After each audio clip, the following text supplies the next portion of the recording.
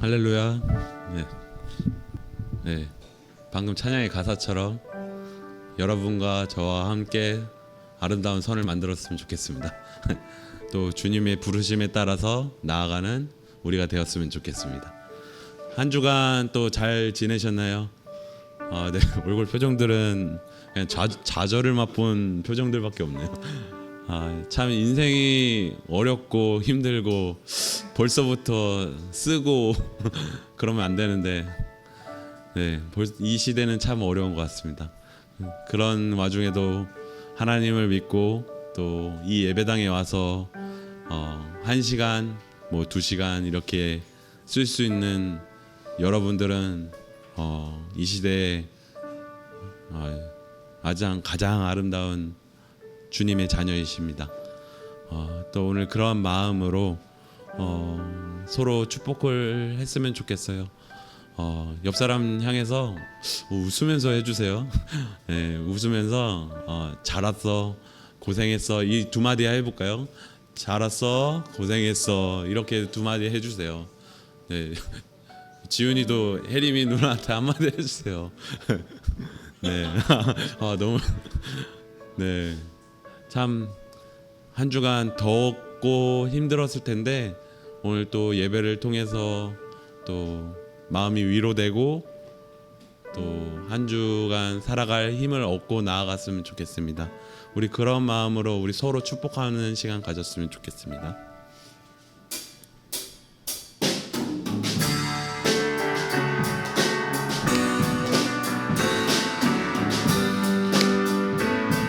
옆 사람을 향해서 하나님의 사랑이 당신의 삶 가운데 가득하기를 축복합니다. 하나님의 은혜가 우리 가운데 우리 처음부터 고백할까요? 하나님의 사랑이 당신의 삶 가운데 가득하기를 축복합니다. 하나님의 은혜가 우리 마지막으로 하나님의 사랑이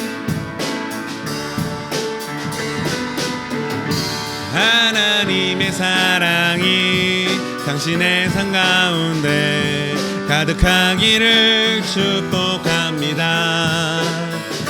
하나님의 은혜가 우리 가운데 가득하길 기도. 사랑의 주님이 날 사랑하시네. 내 모습 이대로 받으셨네. 사랑의 주님이 날 사랑하듯이 나도 널 사랑하면서. 사랑의 주님이 날 사랑하시네. 내 모습 이대로 받으셨네. 사랑의 주님이 날 사랑하듯이 나도 널 사랑하며 섬기리. 아멘. 우리 주님께서 우리의 모습 이대로를 받으시고 사랑해 주셨습니다.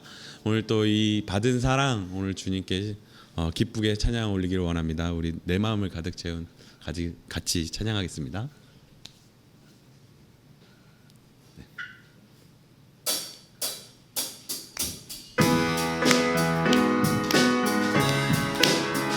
우리의 마음을 가득 채워주신 주님을 기쁘게 찬양합시다. 내 마음을 가득 채운 주 향한 찬양과 사랑 어떻게 표현할 수 있나. 수많은 찬양들로 그만 표현할 길 없어. 다시 우리 처음부터 고백할까요? 내 마음을 가득 채운 주 향한 찬양과 사랑 어떻게 표현할 수 있나. 수많은 찬양들로 그만 표현할 길 없어. 다시 고백합니다. 주 사랑해요. 주 사랑해요 온 맘 다하여 말로 담을 수 없어 주 사랑해요 찬양 받아 주소 수많은 멜로디와 찬양들을 드렸지만 다시 고백하길 원하네 주님은 나의 사랑 삶의 중심 되시오니 주를 찬양하 주 사랑해요 주 사랑해요 온 맘 다하여 말로 다 할 수 없어 주 사랑해요 찬양받아 주 사랑해요 주 사랑해요 온 맘 다하여 말로 다 할 수 없어 주 사랑해요 찬양받아 주님 사랑 다시 고백 주님 사랑 다시 고백하는 새날 주신 감사해요 주님 사랑 다시 고백 주님 사랑 다시 고백하는 찬양 주신 감사 우리 마지막으로 주님 사랑 다시 고백 주님 사랑 다시 고백하는 새날 주신 감사해요 주 사랑해요 온 맘 다하여 말로 다 할 수 없어 주 사랑해요 찬양 받아 주소서 주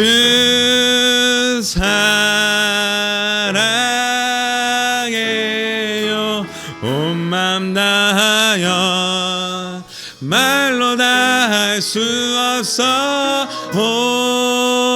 주 사랑해요 찬양 받아 주소서 우리 주님께 감사의 박수 올려드리기 원합니다.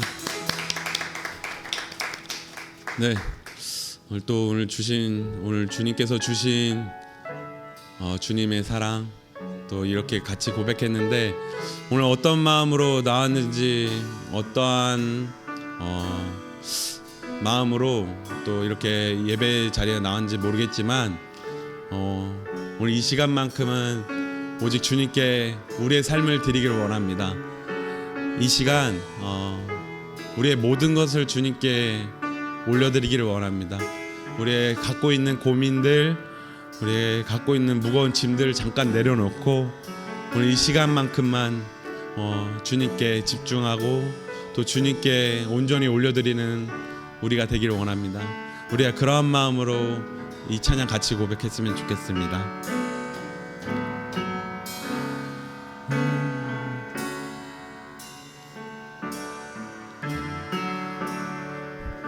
소망 없는 내 삶에 새 생명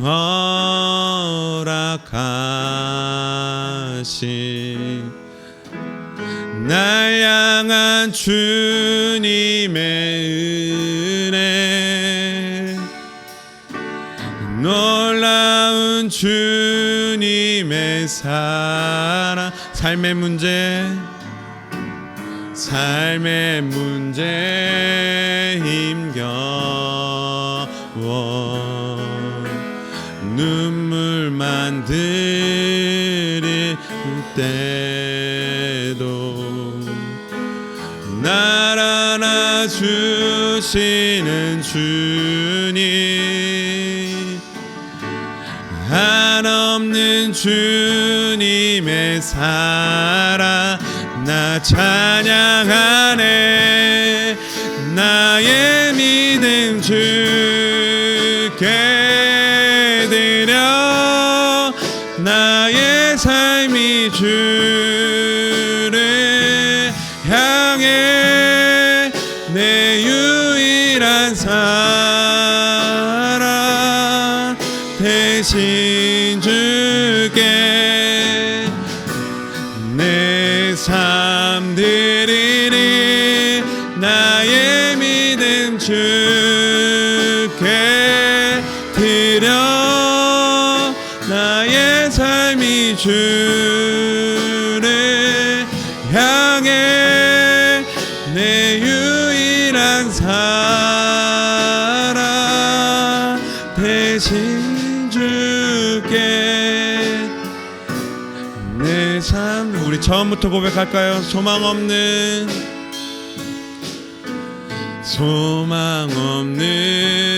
내 삶에 새 생명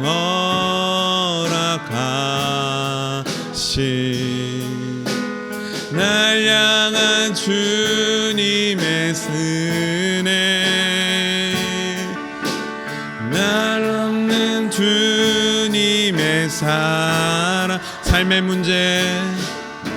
삶의 문제 힘겨워 눈물만 흘릴 때도 날 알아주시는 주님 한없는 주님의 사랑 나 찬양하네 나의 믿음 주께 드려 나의 삶이 주를 향해 내 유일한 사랑 대신 주께 내 삶 드리리 나의 믿음 주께 드려 나의 삶이 주를 향해 내 유일한 사랑 대신 주께 내 삶 드리리. 우리 이 시간 기도하면서 나아갔으면 좋겠습니다. 우리가 방금 고백한 찬양의 가사처럼 우리의 삶을 드리기를 원합니다. 우리의 삶의 순간순간을 드리기를 원합니다. 우리가 그러한 사람이 되기를 원합니다. 우리가 어떠한 어려운 가운데 있어도 주님께 오직 주님께 향하는 우리가 되게 하여 주시옵소서. 오직 주님만 바라보는 우리가 되게 하여 주시옵소서. 우리의 마음을 받아 주시옵소서. 우리 이렇게 다 같이 고백하기를 원합니다. 우리의 삶의 주인이 되신 주님 감사합니다. 우리가 이 시간 주님께 온전히 드리게 할 수 있게 해주심에 감사합니다. 주님 우리의 삶을 드립니다. 우리의 마음을 드립니다. 주님 우리의 마음을 받아주시고 우리의 마음을 위로하여 주시고 우리를 치유하게 하여 주시옵소서. 주님 이 시간을 통해서 우리가 삶의 힘을 얻고 나아가는 시간이 될 수 있게 인도하여 주시옵소서. 주님 인도하여 주시옵소서.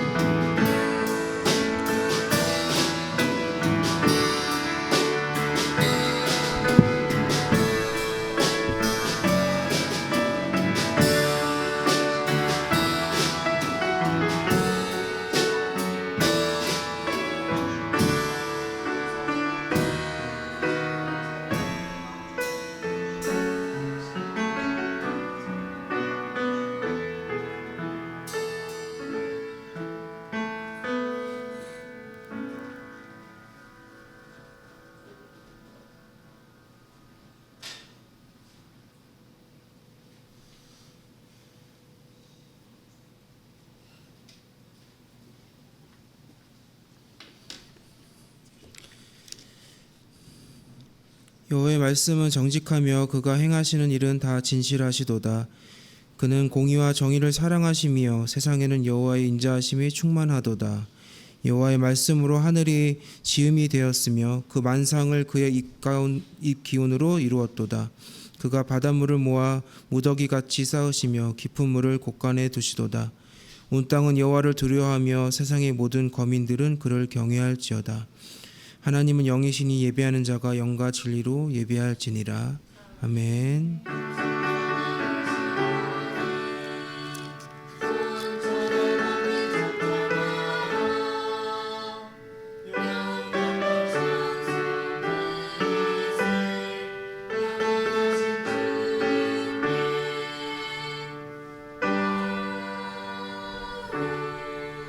다 같이 사도신경으로 신앙 고백하겠습니다.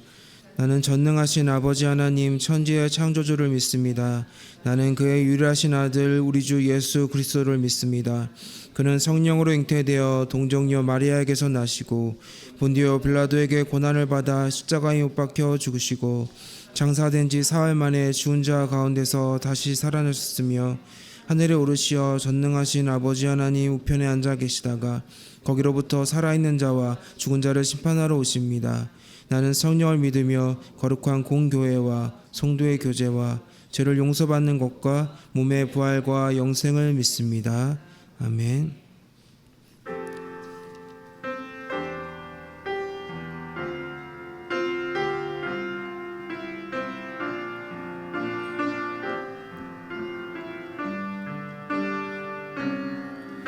우리 모두 예배하는 자 되어 온전히 영과 진리로 주길 예배하자.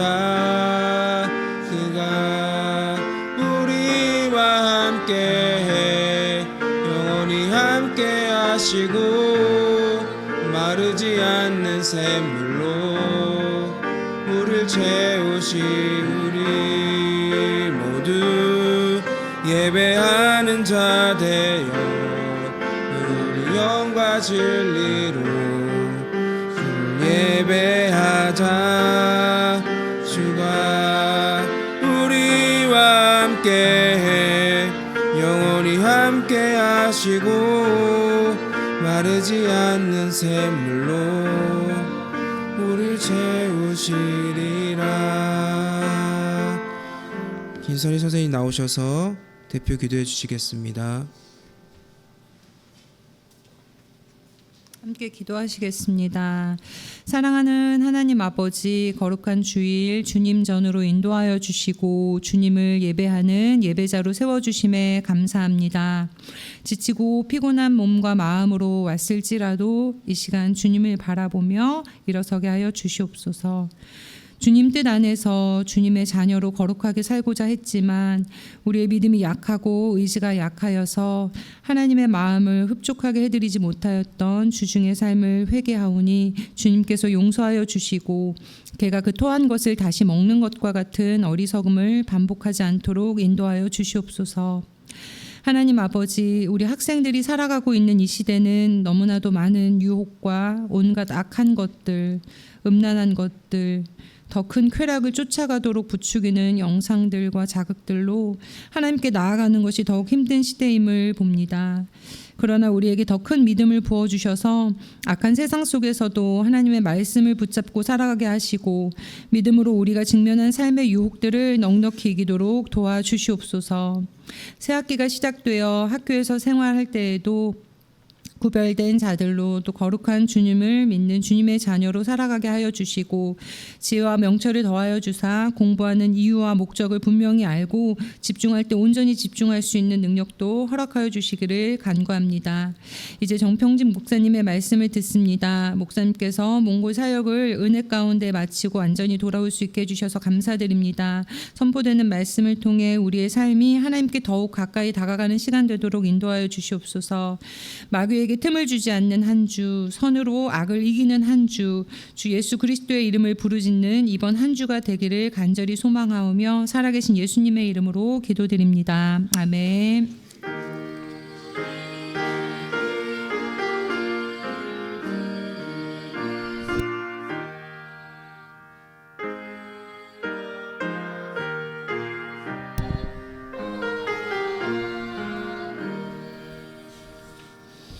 다 같이 말씀 보겠습니다. 오늘 주신 하나님의 말씀은 마가복음 12장 38절에서 44절 말씀입니다. 신약성경 마가복음 12장 38절에서 44절.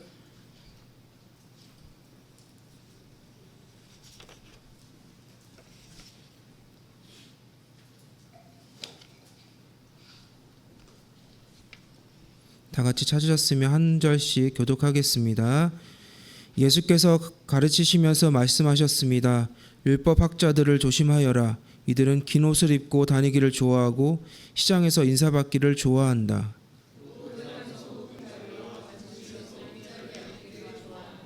그들은 가부의 집을 삼키고 남에게 보이려고 길게 기도한다. 이런 사람들은 더 큰 심판을 받을 것이다.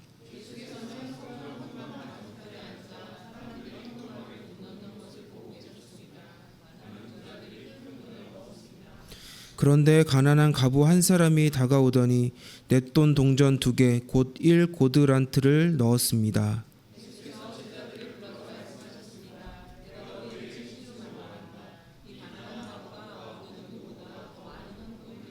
다 같이 읽겠습니다. 그들은 모두 풍족한 가운데서 드렸지만 이 여인은 가난한 가운데서도 자신이 가지고 있던 모든 것 곧 자기 생활비 전부를 드렸다. 아멘. 나의 필요를 아시는 주님이란 찬양 유빌라테 찬양대께서 해주시고요. 말씀으로 헌금의 고백이란 제목으로 전평지 목사님 말씀 전해주시겠습니다.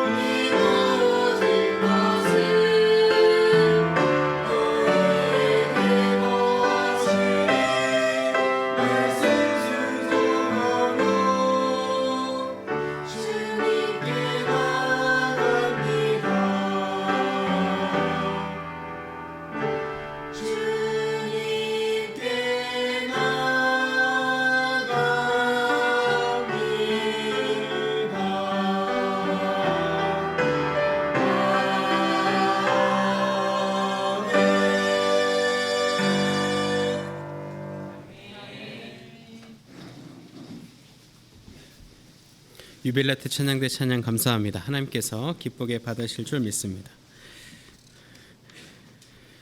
오늘은 우리가 헌금의 고백이라는 제목으로 하나님 말씀 나누고자 합니다. 우리가 지금 계속 제자에 대해서 살펴보다가 뭐뭐하는 제자, 이렇게 예배하는 제자, 찬양하는 제자, 기도하는 제자, 이렇게 하는 제자로 보다가 오늘은 이제 고백으로 되어 있죠. 물론 이제 헌금하는 제자 이렇게도 할 수가 있었겠지만 이제 제자의 포인트하고 헌금의 포인트를 조금 구분지어서 헌금 자체가 가지고 있는 의미에 대해서 오늘 조금 선명하게 보기 위해서 헌금의 고백이란 제목으로 말씀을 나누도록 하겠습니다. 우리가 여러분들이 아마 이제 요즘은 그런 걸 잘 느끼지 못하겠지만 손편지의 어떤 감성이 있어요. 이제 저희 이제 사모도 우리 저희 아내도 손편지를 굉장히 좋아해요. 제가 잘 써주진 않아서 늘 미안한데, 그래서 생일이거나 어떤 기념일이 되면은 손편지를 적어서 이렇게 제가 이제 책 읽는 독서대에 이렇게 올려두고 이렇게 보죠. 그래서 그 편지를 볼 때마다 뭉클하기도 하고 또 마음이 좀 짠해지기도 하고 또 행복한 감정도 있어서 지금도 이렇게 독서대 맡에 우리 사모가 이렇게 써준 편지들을 두고 가끔씩 이렇게 읽으면서 마음을 다시 잡고 또 이제 이 가정을 행복한 가정을 만들어 가야겠다 다시금 또 결단하기도 합니다. 또 이제 여러분들께 막 부담감을 주는 건 아닌데 이제는 어떤 스승의 주일이나 스승의 날이 되면은 제자들 혹은 이제 어린이들이 그 당시에 사역할 때 어린이들이 써준 편지들이 있어요. 지금도 다 버리지 않고 잘 보관하고 또 이제 스크랩도 해놓고 또 철도 해놓고 하면서 이게 저도 이제 누군가의 제자이면서 또 누군가 이제 스승의 역할을 하는 상황 속에서 그 편지를 다시 읽으면서 나에게 어떤 은혜를 끼쳐 주셨던 은사님들 또 나도 누군가에게 그런 좋은 선생님과 스승이 되어야겠다 또 마음을 다시 잡기도 하죠. 근데 여러분들도 최근에 손편지를 언제 썼는지는 모르겠어요. 요즘은 이제 거의 다 우리가 메신저를 사용하거나 SNS를 활용하다 보니까 어떤 나의 마음들, 의사들을 표시할 때도 그렇고 또 제가 이제 계속 강조하고 있죠. 스승의 은혜 혹은 부모의 은혜에 보답한다는 사자성어 뭐라 그랬죠? 예, 계좌이체라 그랬죠. 그래서 요즘은 이제 계좌이체를 하거나 기프티콘을 보내거나 하는 방식으로 답례, 예를 표한다고 생각하는 거기 때문에 사실은 이제 그런 가치 좀 요즘은 잘 발견하기 어려운 것 같아요. 근데 그럼에도 불구하고 손편지가 우리에게 주는 감성은 참 놀랍고 깊습니다. 왜냐하면 물론 기프티콘이나 계좌이체에 비하면 훨씬 그 정성이 좀 낮아 보일 수 있지만 실제로 이 편지를 쓰는 상황을 우리가 생각해 본다면 굉장히 이 사람이 얼마나 나에게 어떤 애틋한 감정을 가지고 썼는가를 느낄 수 있다는 거죠. 가령 예를 들면 편지를 받았을 때 그냥 이 편지에 어떤 말이 써 있는가를 보면은 1차적으로만 보는 거고 좀 깊게 본다면 이 사람이 펜을 들고 종이 앞에 서서 나에게 쓸 말을 또 이 편지에 담겨 있는 글들을 떠올리고 정리하고 또 손수 써내려가고 그런 시간들까지 생각하게 된다는 거죠. 그래서 즉 편지는 그 사람이 나에게 어떤 말을 하고 싶은가에 대한 것도 우리가 받고는 있지만 좀 더 깊게는 그 사람이 이 편지를 나에게 보내기 위해서 얼마나 많은 시간과 그 시간 속에서 고민들을 했는가가 같이 담겨져 오기 때문에 그 사람의 시간과 마음과 정성들이 함께 담겨져 오는 거죠. 그래서 뭐 돈이나 어떤 선물에 비하면 가치가 어떤 금전적인 가치는 낮아 보인다 할지라도 그것이 담고 있는 감정적인 정서적인 부분은 굉장히 크다는 것을 알 수 있죠. 그래서 저는 편지는 어떤 진심에 담겨져 있고 그것이 전달되는 것이 편지이다 이렇게 좀 생각을 하고 있다는 거죠. 이렇게 우리가 누군가에게 무언가를 주려 할 때는 목적과 의미를 담게 되고 편지에는 그것이 잘 담겨져 있는 거죠. 그래서 여러분들이 뭐 어버이날이나 스승의 날이나 혹은 누군가가 생일이 됐을 때 편지까지는 아니어도 어떤 메시지를 보내는 것, 어떤 선물을 보내는 것이 같은 것이라 볼 수 있겠죠. 오늘 우리가 제목에서도 나왔지만 헌금이라고 하는 것도 사실은 어떤 의미와 목적과 메시지를 담고 있는 것입니다. 여러분 그냥 여기 주일날 이 예배 자리에 나오면서 헌금을 드리지 않으면은 손모가지가 날아갈 것 같으니까 이렇게 헌금을 내는 친구는 없을 거예요. 이렇게 빈손으로 내고 이제 있거나 또 안 드려가지고 내가 조금 이제 누군가 눈총을 받는 걸 의식하면서 헌금 생활을 하고 있다면은 그거는 어떻게 보면은 건강하지 않은 신앙생활을 하고 있는 거죠. 해야 되니까 하는 것, 혹은 내가 안 하면은 옆 사람이 옆에 계신 선생님들이 눈치를 줄까봐 하는 것은 사실은 헌금이 가지고 있는 의미와 목적을 퇴색시키는 거죠.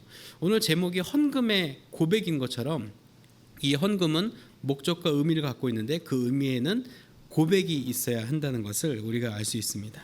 그래서 우리를 인도해 주심에 또 이 우리를 사랑해 주심에 감사하는 마음을 담아서 하나님께 드리는 것, 또 나에게 하루를 주시고 내가 지금까지 걸어오게 하시고 또 나에게 소득을 주시고 그 모든 은혜에 대해서 감사하는 마음에 내가 반응한다라는 것이 사실은 헌금이 가지고 있는 고백적인 차원이라는 거죠. 오늘 그 본문 속에 나타나는 상황 속에서도 이 헌금의 상황을 잘 알 수가 있는 본문이 등장합니다. 여러분들이 이 돈 하면은 어떤 생각이 들지 모르겠어요. 지금 이제 여러 동전들 있죠. 이제 관광지에 가면 이런 것들을 볼 수 있는데, 여러분 제가 이제 최근에도 이제 이탈리아에 갔을 때 트레비 분수에 갔을 때 이제 이 분수에 사람들이 막 돈을 엄청 넣어놨더라고요. 그리고 바닥을 보니까 막 유로부터 해서 뭐 세계 동전들인데 유로가 진짜 많았어요. 여기에는 지금 이제 달러 다임들이 이제 있지만 1유로 뭐 2유로 이렇게 다 동전이거든요. 근데 이제 유로화가 달러보다 조금 더 환율이 높아요, 일반적으로는. 그래서 이제 2유로 동전이 우리나라 100원짜리만 한데 막 3,000원 그래요. 엄청 비싸죠. 메가커피 2개를 먹을 수 있는 돈인 거예요, 동전 하나면. 그래서 딱 보면서 와, 저거 다 쓸어가지고 배낭에 넣어가고 싶다 막 그런 마음도 들었었는데, 근데 그 수많은 관광객이 왜 그 트레비 분수에 가서 동전을 집어들까요? 그런 생각 안 해보셨나요? 여러분, 우리나라는 사실 그런 문화가 잘 없죠. 관광지에 이렇게 동전 집어넣는 건 문화가 잘 없는데, 제가 또 어느 수도원을 갔었는데도 그 수도원에 그 옛 수사들 있죠. 옛날 수도사들이 그 포도주를 담궜다고 하는 오크통이 큰 게 있었어요. 근데 그 안에도 동전이 막 꽉 차 있더라고요. 근데 왜 여기다가 이렇게 관광객들 돈을 넣고 갈까? 또 왜 이렇게 관광지에 돈을 넣고 갈까? 라고 하는 것은 그 안에 어떤 내적인 소원들이 있는 거죠. 그래서 돈을 분수 안에 혹은 그 오크통 안에 던져 넣으면서 내 마음의 소원들을 비는 거죠. 분수에는 어떤 거를 비는지는 모르겠어요. 그냥 이제 어떤 미신 같은 거죠. 우리 남산에도 지금은 있는지 모르겠지만 철조망에다가 자물쇠 걸어놓는 것처럼 어떤 내 마음의 소원들을 담아서 하는 것일 수도 있고, 또 수도원의 수사들이 사용했던 오크통에다가 돈을 놓는 거는 어떤 영적인 순례의 목적으로서 주님께 드리는 뭐 헌금일 수도 있겠죠. 즉 이런 돈의 가치는 우리가 어떤 내적인 소원이 표출되는 창구이기도 하다는 거죠. 그래서 여러분들도 여러 가지 소비를 할 겁니다. 이따가 선생님들하고 공과 공부를 할 때 나는 어떤 데 돈을 쓰고 있냐, 어떤 데 소비를 하고 있냐, 이렇게 이제 얘기를 나누면서 아마 공과를 시작할 텐데, 여러분의 가치관이 사실은 어디서 드러나는가? 여러분이 어디다 돈을 쓰고 있는지가 드러나는 거예요.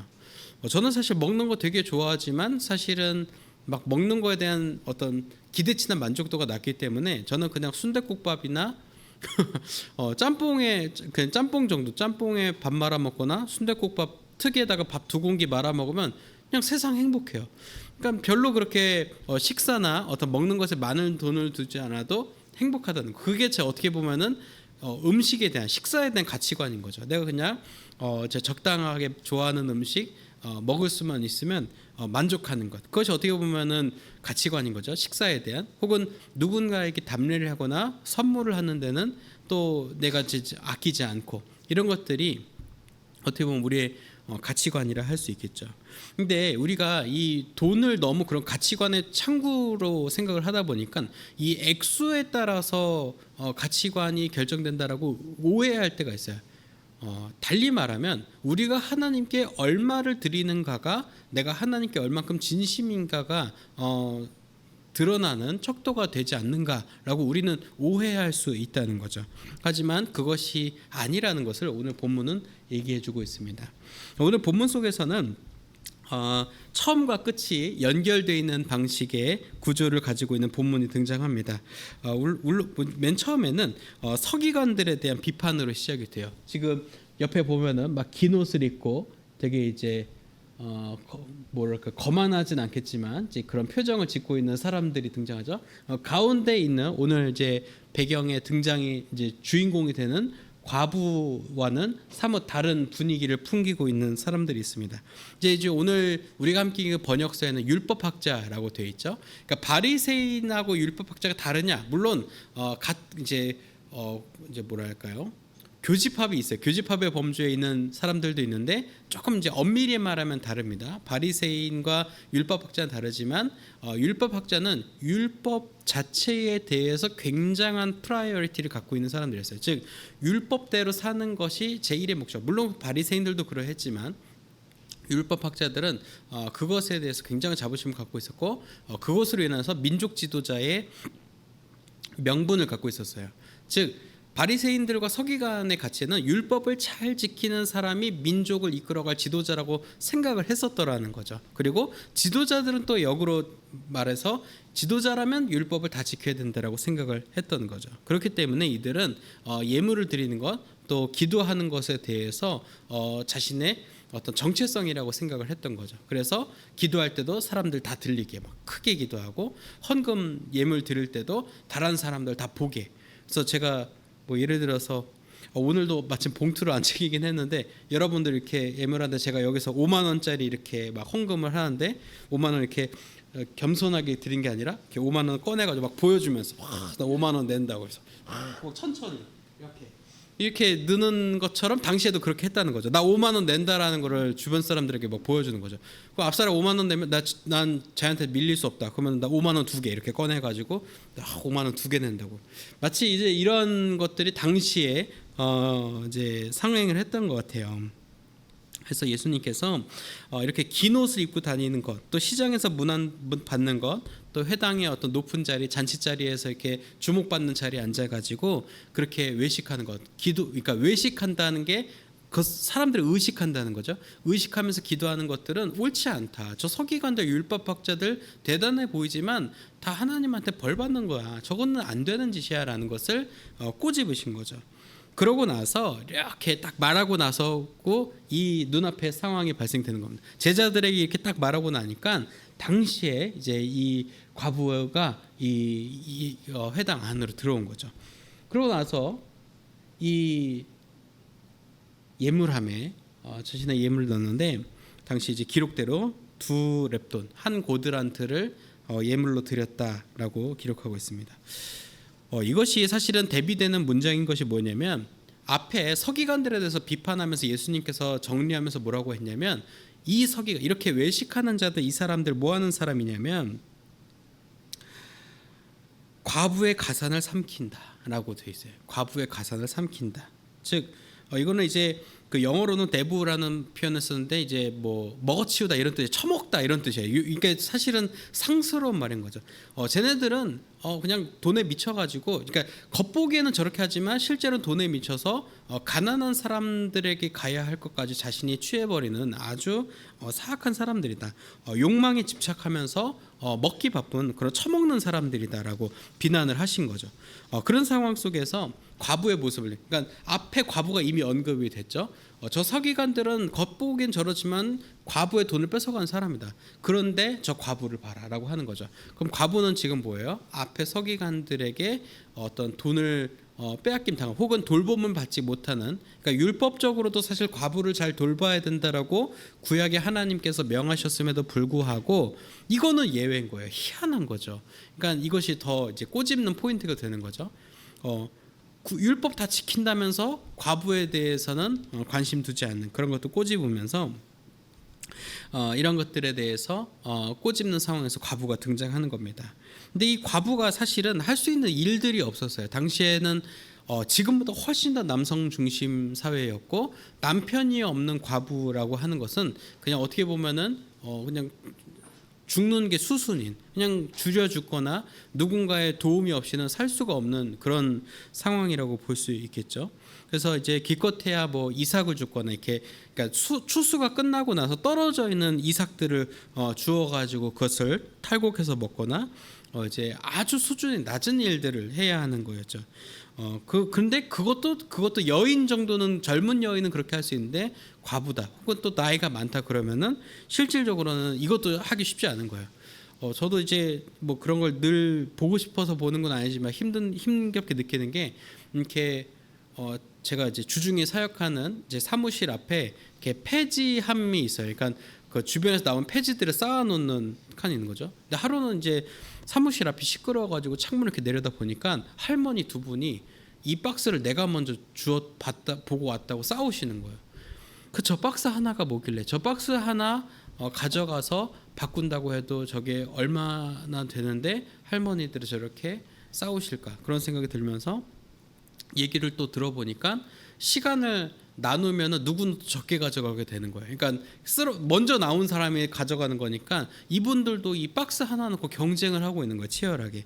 제가 그것을 보면서 어떻게 이 사회가 이렇게 되었는가와 함께 더 나아가서는 당시의 과부들도 젊은 사람들, 힘 있는 사람들이 이삭을 다 주워가면은 과부들은 정말 주술 것이 없는, 아무것도 없는 사람이라는 거죠. 근데 이 두 렙돈의 가치가 얼마인지 여러분 이제 궁금할 텐데, 두 렙돈이 한 고드란이라고 되어 있는데 당시에 이제 노동자의 일일 폼삭이었습니다. 이제 우리나라로 치면 이제 그냥 일용직 근로자 7만 원에서 9만 원 정도라 볼 수 있겠죠. 근데 이제 과부는 이제 혼자 살기 때문에 어떻게 보면은 한 4, 5일치 혹은 일주일 정도를 생활할 수 있는 생활비라고 이제 볼 수 있다면, 이 과부가 드린 거는 내 5일을 담보로 드린 거죠. 내 5일에 살아갈 수 있는 형편의 금액을 드렸다는 거죠. 어쩌면 이 당장 이게 없으면 굶어 죽을 수도 있습니다. 정말 아무것도 없는 상황이면 이 두 렙돈을 드림으로 말미암아 이 과부가 이제 정말 줄여 죽을 수도 있는 그런 상황인 거죠. 근데 이 두 렙돈, 이 과부에게는 그것이 얼마나 크던 작던 상관없이 하나님께 드림으로 이제 보여진 것입니다. 과부에게는 이게 큰 돈이지만 이제 이걸 뭐 금전적으로, 당시에 이제 금전적으로 가치를 환산하면 참새 한 마리 정도를 살 수 있었고, 또 이제 과부에게는 이것이 전부였지만 다른 사람들에게 있어서는 그냥 뭐 하루 일당이니까 하루 그냥 일 안 하고 쉬었다라고 생각하면 포기할 수 있는 금액, 그러는 거죠. 즉 있는 사람들 혹은 여유가 있는 사람들에게는 그냥 하루 내가 일 안 나가고 포기하는 기회비용 정도였지만, 과부에게 있어서는 내 일주일 혹은 4, 5일 정도의 기간들을 내가 살 수 있는 상황에 이제 모든 것을 드린 거죠. 그러니까 어떻게 보면 이 과부가 가지고 있는 모든 것을 헌금했다라고 볼 수 있겠습니다. 물론 이제 헌금의 양으로 따지면은 옆에 있는 서기관들이 훨씬 더 많은 금액을 주님께 또 드렸겠죠. 하지만 이 과부는 금전적으로 봤을 때, 일단 보이는 것으로 봤을 때는 이제 낮은 금액이지만 그 중심에 있어서는 과부는 많은 것을 드렸던 거죠. 근데 우리는 이제 흔히 착각할 수 있는 게 뭐냐면, 내 소득 대비 퍼센테이지를 얼마나 드렸는가에 따시 또 이제 몰입이 될 수 있어요, 여러분. 그러니까 돈 많이 벌면 한 10만 원 드리는 거고, 나는 학생이니까 1,000원, 2,000원 드려도 되고, 그렇게 생각할 수도 있다는 거죠.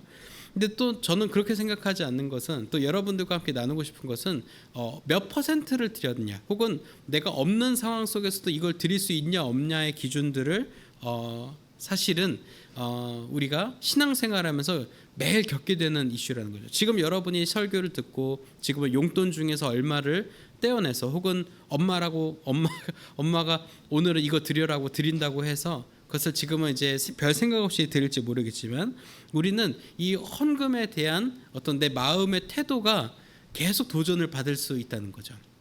여러분 지금 1,000원, 2,000원 이제 드리고 있지만, 혹은 예물로 드리겠지만, 그것을 내가 가지고 또 다른 데 쓸 수 있고, 혹은 그런 것이 없음으로 인해서 내가 또 아쉬운 상황이 있는 것처럼, 우리가 앞으로 자라나가면서도 그런 상황들이 계속 우리에게 발생된다는 거죠. 이 헌금에 담긴 우리의 생활, 그리고 그 진실성, 그리고 내가 이 교회에 다니니까 이 헌금을 드려야겠다라고 생각하는 그 복잡한 상황 속에서 우리는 지금 이 헌금에 대해서 설교를 듣고 있다가 공과를 하면서 헌금이 대체 무엇인지, 그 고백이 무엇인지를 우리가 분명히 느껴야 한다는 거죠. 저는 사실 솔직히 말씀드리면 고등학교 때까지 1,000원, 2,000원 정도를 드렸던 것 같아요. 근데 저는 어느 순간 그런 생각이 들었습니다. 제가 초등학교 때는 라면이 한 200원 정도 했어요.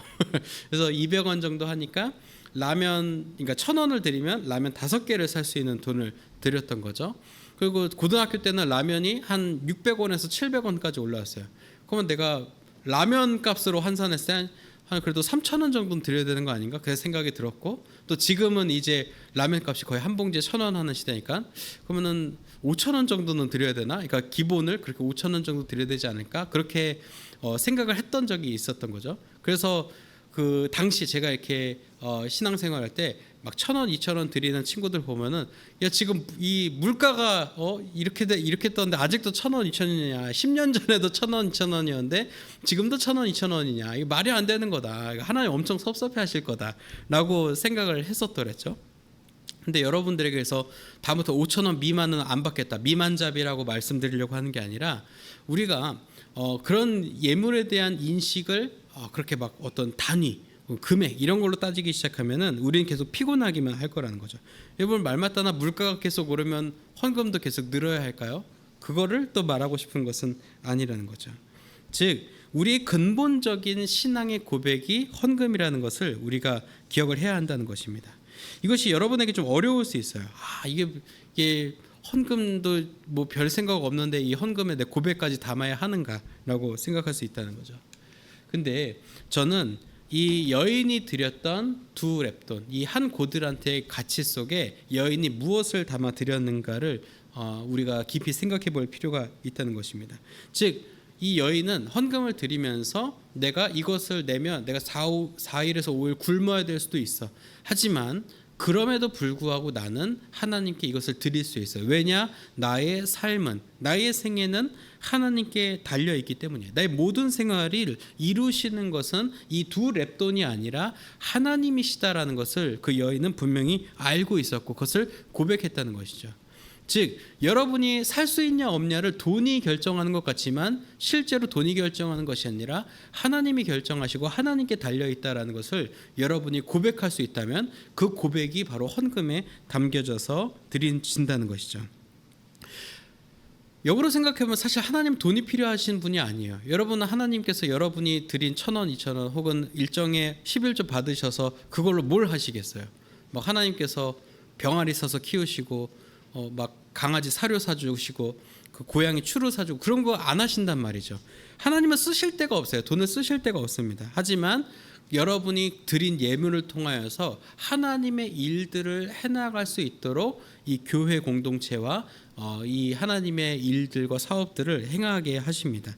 즉 하나님은 돈이 없어서 우리에게 돈을 원하시는 건 아니지만 여러분이 드린 마음을 통하여서 그 마음이 다른 곳으로 또 전달될 수 있도록 하나님께서 그 예물들을 사용하신다는 거죠.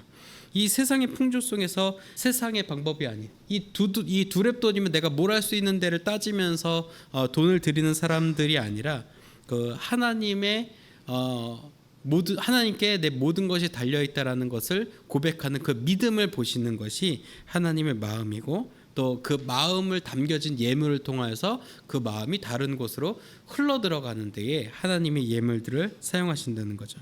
그리스도인들은 하나님의 말씀대로 살아갈 수 있는 사람들이라고 볼 수가 있겠습니다. 그래서 하나님의 말씀대로 살아가는 것, 또 주님께서 가르쳐 주신 그 가르침대로 살아가는 것이 우리의 최고의 가치이자 최고의 고백이 될 것이고, 그리고 그렇게 살아갈 수 있는 환경이 최고의 환경, 최고의 신앙의 환경이라 볼 수 있겠죠. 그리고 그 환경을 내가 이미 살아가고 있다. 그 환경 속에서 내가 살아가겠다라는 결단이 또한 헌금에 담기는 것입니다.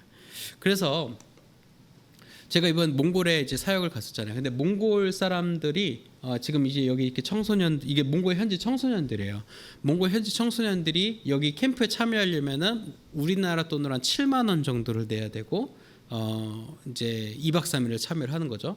근데 여러분 몽골 사람들의 평균 소득이 60만 원 정도 된다고요. 공무원들의 소득이. 우리나라의 평균 소득은 250만 원에서 300만 원 정도를 보고 있습니다. 그렇게 봤을 때 이 300만 원과 60만 원의 차이면 5분의 1이잖아요. 그러면은 이 친구들은 5배의 가치를 환산하면 한 35만 원 정도의 돈을 내고 이 수련회에 참여를 하고 있는 거예요. 여러분 을지로교회 겨울 수련회 다음 수련회 회비 35만 원이면 올 거예요, 안 올 거예요? 그럼 안 오죠. 여러분 35만 원이면은 진짜 와 저도 좀 설레네요. 35만 원으로 뭐 할 생각하니까 뭐 할 수 있는 게 많다라는 거죠. 근데 이 청소년들은 왜 이렇게 와 있는 걸까요? 그런데 또 놀라운 것은 가정 형편상 35만 원에 같이 달하는 이 7만 원을 내지 못하는 친구들도 꽤 많습니다. 그럼 그 돈을 어떻게 하냐? 여기 있는 몽골 현지 청년 스태프들이 자기 월급에서 제해서 내요. 그러니까 예산이 부족하면 자기 월급을 쏟아붓는 거예요. 그래서 제가 이 친구들도 사실은 다 그냥 60만 원 받는 친구들인데 부족하면 부족한 대로 또 없으면 없는 대로 사역하면서도 그래도 이 사역을 계속하고 있는 거죠. 제가 이것을 보면서 이 친구들은 무엇 때문에 하나님께 이렇게 자신의 일생과 자기 번 소득을 드리는가 그런 생각을 해본다는 거죠. 근데 우리나라에도 이런 역사가 있었습니다. 이제 전도 부인이라고 하는 사람들인데요.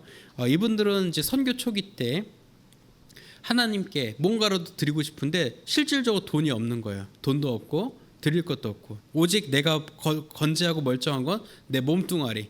그래서 교회에 와서 청소도 하고 교회에서 일도 하고 또 시간이 또 남으면 성경책을 가지고 길거리로 나가서 전도하고 즉 자신의 생애의 시간 속에서 내가 더 드릴 건 없으니까 내 시간을 드리겠다라고 하는 데이를 내 날을 드린 거죠. 그래서 이것을 날연보라고 했어요. 날연보. 연보라는 뜻은 헌금의 옛말이고 날을 내 하루를 내 시간들을 하나님께 드리겠다라고 해서 날연보라는 가치인 거죠. 이 전도부인들이 자신의 하루와 시간들을 드린 것 그리고 몽골에 있는 이 우리 청년들이 다음 세대를 위해서 시간도 내고 돈도 내고 그리고 이 친구들 대부분 관광업이나 산업에 종사하고 있기 때문에 일을 안 나가면 또 안 나가는 대로 월급이 깎이고 돈을 벌지 못하는 거예요. 근데 그럼에도 불구하고 이들은 하나님 나라의 가치가 또한 하나님 나라의 복음이 선포되는 것이 더 우선이라고 생각이기 때문에 자신의 삶을 아낌없이 드릴 수 있었던 것입니다. 말씀을 정리합니다. 우리가 드리는 헌금, 이 예물이 서기관이 드리는 헌금인가 아니면 과부가 드리는 헌금인가 우리는 지금 결단해야 할 것입니다.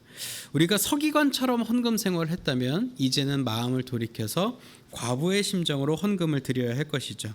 모든 것이 하나님의 것임을 인정하고 하나님 앞에 나아가는 고백으로 이 헌금을 드릴 수 있어야 하겠고 더 나아가 헌금 이상으로 나의 시간들 또한 하나님의 것임을 기억하면서 나의 삶을 하나님께 드릴 수 있는 저와 여러분 되기를 주의 이름으로 축원합니다. 우리 함께 드리는 기도로 말씀 마무리합니다.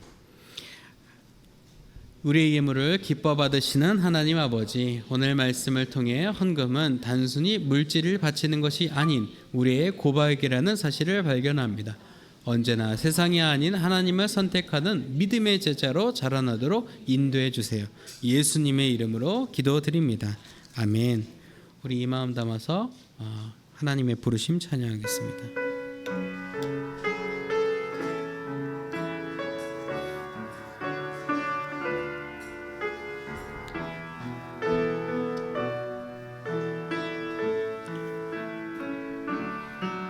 하나님의 부르심에는 후회하심이 없네.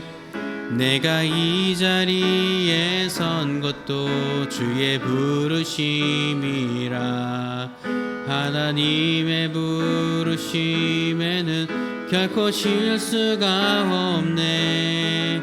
나를 부르신 하나님의 신실하심을 믿네. 작은 나를 부르신 뜻은 작은 나를 부르신 뜻을 나는 알 수 없지만 오직 감사와 순종으로 주의 길을 가리라.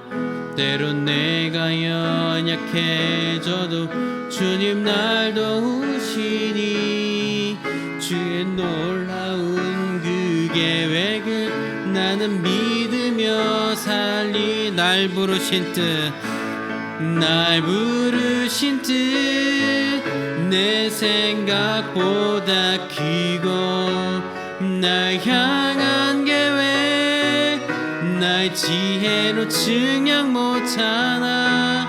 가장 좋은 길로, 가장 완전한 길로 오늘도 나 이끄심 믿네. 날 부르신 뜻, 날 부르신 뜻, 내 생각보다 크고 날 향한 계획, 나의 지혜로 증량 못하나.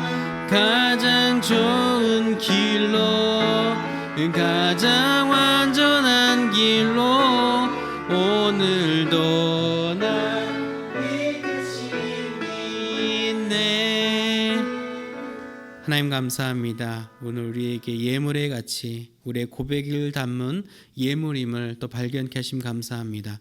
우리 그 고백대로 우리의 마음과 뜻을 담아 예물로 기쁜 마음으로 드립니다. 하나님 예물 기쁘게 받아주시고 하나님께 드림이 되어지는 삶을 살아가는 사람들 많아지는 데에 이 예물 사용되게 하여 주옵소서.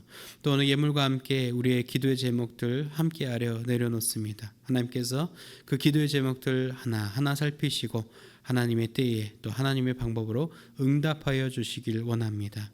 예물 드리지 못한 손길과 예배 함께하지 못한 심령 위에도 동일한 은혜와 복을 허락하여 주실 줄 믿으며 우리 주님 예수님 이름으로 봉헌 기도 드립니다. 아멘. 다 같이 일어나셔서 결단 찬송하겠습니다.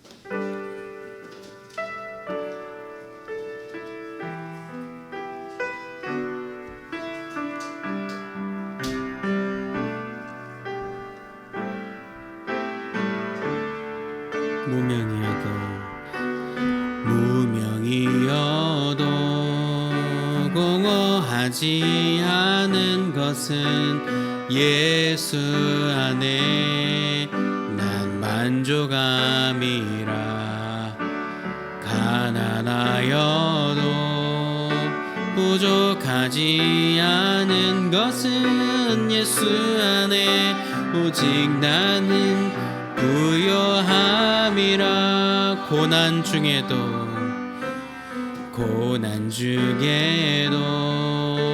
견뎌낼 수 있는 것은 주의 계획 믿기 때문이라. 실패하여도 일어설 수 있는 것은 예수 안에 오직 나는 승리함이라. 난 예수로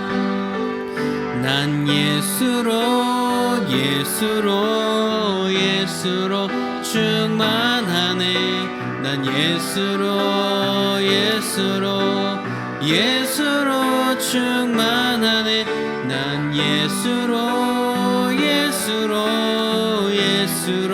충만하네. 영원한 왕 내 안에 살아계시네. 내 몸이 약해도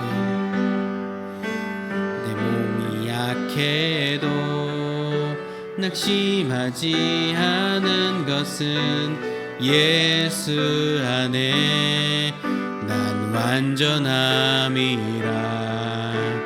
화려한 세상 부럽지 않은 것은 난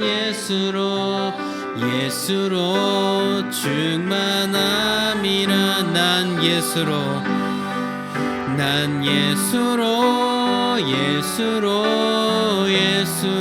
충만하네.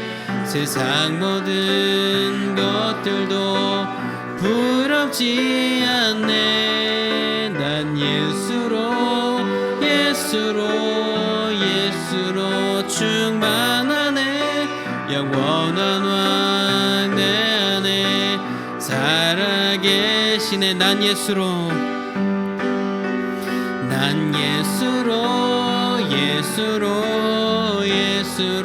충만하네.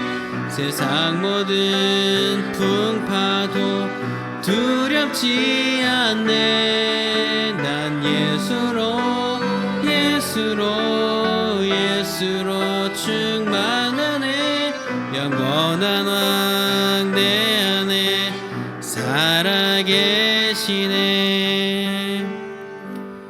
우리를 죄와 어둠 속에서 건져 하나님의 자녀 삼아 주신 주 예수 그리스도의 구속의 은혜와 역사의 주인이신 우리 아버지 하나님의 무한하신 그 사랑하심과 보혜사 성령님의 내주 교통 형통하게 하시는 역사가 오늘 말씀을 기억하며 우리의 믿음의 고백을 담아 예물 드리기로 다짐하는 이제를 고개 숙인 을지로교회 중고등부 자녀들과 우리를 지도하시는 선생님들과 주님의 몸된 을지로교회와 우리의 가정과 학교와 일터 위에 우리 조국 대한민국과 온누리 위에 특별히 화재 참사로 고난을 겪고 있는 부천 호텔 화재 참사 희생자들과 유가족들 위해 이제로부터 영원까지 함께하옵시기를 간절히 축원하옵나이다.